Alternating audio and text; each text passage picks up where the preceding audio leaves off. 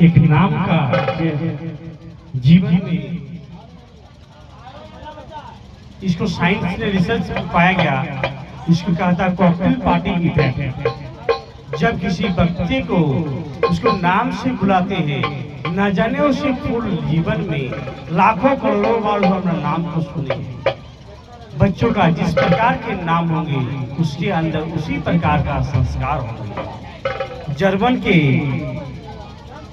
एक साइकोलॉजिस्ट जिसका नाम है अल्बर्ट मेहरिया, उसने भी साइकोलॉजिस्ट में पाया कि ये मनुष्य की एक प्रकार की ड्रेस की तरह होती है।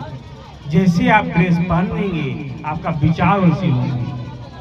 आप संत महात्माओं वाला हल्दी रंग का पीला ड्रेस पहनेंगे आपका विचार वैसे होंगे, और आपका कोट पैंट पहनेंगे तो आपका विचार नवाब बना। ठीक वैसे ही आपका नाम जिस प्रकार से होंगे आपके संस्कार भी वैसे होंगे। तो ये नंद बाबा के गर्गाचार्य के पास, और गर्गाचार्य ने नामकरण संस्कार को बुलाए। गर्गाचार्य बोले एक नामकरण संस्कार का शुभ मुहूर्त कल को ही है, और एक जो है 4 महीना बाद। नंद बाबा बोला कि आप कल ही वाला कीजिए, आप मेरे साथ चलिए। लेकिन गर्गाचार्य ने कहा कि हम नामकरण जो संस्कार करेंगे ये आपका गौशाला में करेंगे, कहीं घर में नहीं करेंगे। तो ठीक है मुनिवर, आप नामकरण संस्कार गौशाला में ही करेंगे। वो गौशाला गए और गौशाला में रात में रहे। सुबह गर्गाचार्य जी जैसे ही प्रसाद खीर बनाए, उसमें विभिन्न व्यंजनों से अपने से खीर बनाए, और उसमें जब तुलसी पत्ता देकर भगवान को भोग लगाया, भगवान को याद किए, तो वह भगवान छोटो सो नन्नो सो घुटने के सहारे आए, और वो खीर खाके तब गर्गाचार्य का ध्यान टूटा, और उसको देख के ही आग बबूला हो गया। यशोदा, तेरा लाला कैसा है? बड़ा ही नटखट है, हम भगवान को भोग लगाते, देखो मेरा भगवान का भोग झूठा कर दिया। यशोदा माँ कहते हैं मुनिवर, आप इसके लिए मैं क्षमा प्रार्थना करता हूँ, आपको पुनः दोबारा देता हूँ। पुनः दूध, चावल, चीनी और सभी लाए, और फिर से गर्गाचार्य जैसे भोग लगाए, फिर भगवान को बुलाए, और वही छोटी नन्हे से कृष्ण भगवान आए और उसका खीर खा रहे। इसको देखते गर्गाचार्य मुनि और गुस्सा गए कि कैसा है तेरा लाला है, तो उसको संभाल के नहीं रखता है, जब भी हम भोग लगाते मेरा भोग छोटा कर देता है। तब अंतिम बार बोला कि आप पुनः बनाए मुनिवर, ये लड़का बहुत ही नटखट है। उसको घर में बंद कर दिया, और जैसे ही घर में बंद कर दिया गर्गाचार्य मुनि भगवान को भोग लगाए, तुलसी दिए, आंख बंद करके ध्यान किए।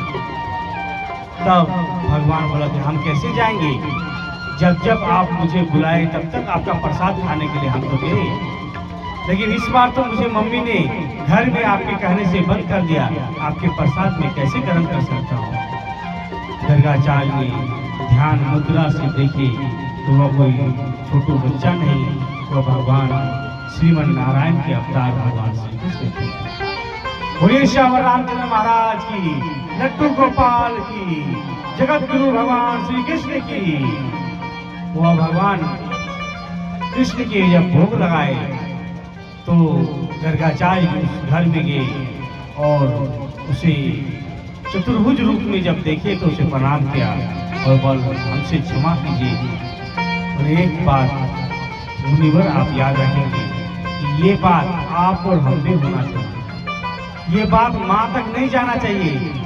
यदि ये बात जान जाए कि ये भगवान है तो माँ मुझे प्यार नहीं देगी। बचपन का प्यार मुझे से छूट जाएंगे, इसलिए मुनि बोला ठीक है, मैं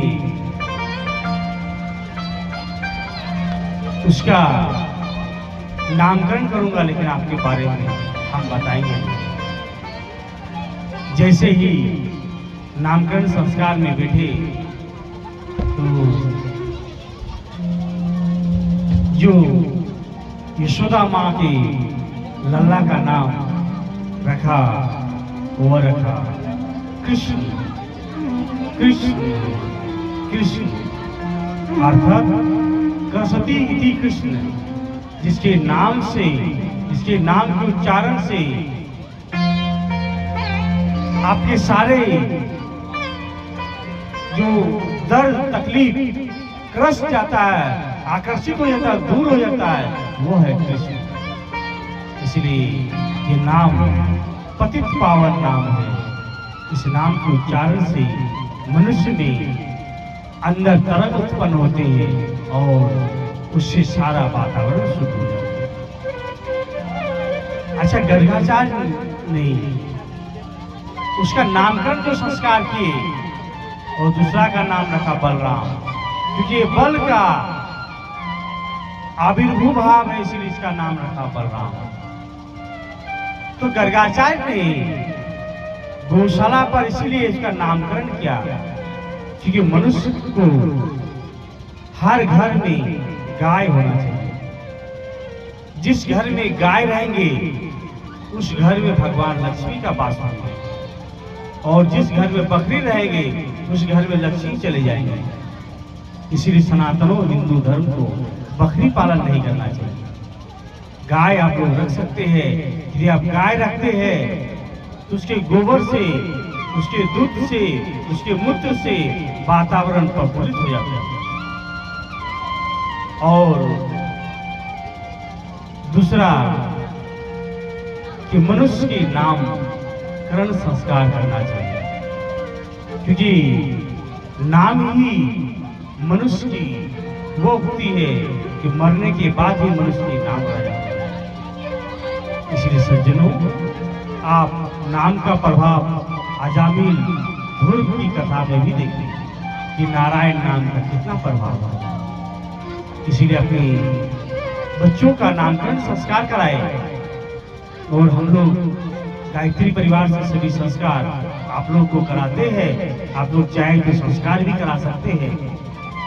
और मनुष्य को संस्कार से जोड़ना चाहिए, अपने बच्चों को संस्कार से अवगत करना चाहिए, तभी आगे जाके वह संतान एक समाज की एक अच्छी मानव बन सकता है और मनुष्य में नाम का प्रभाव समाज को रोशन करता है। आइए एक भजन के माध्यम से हम लोग श्रवण करते हैं।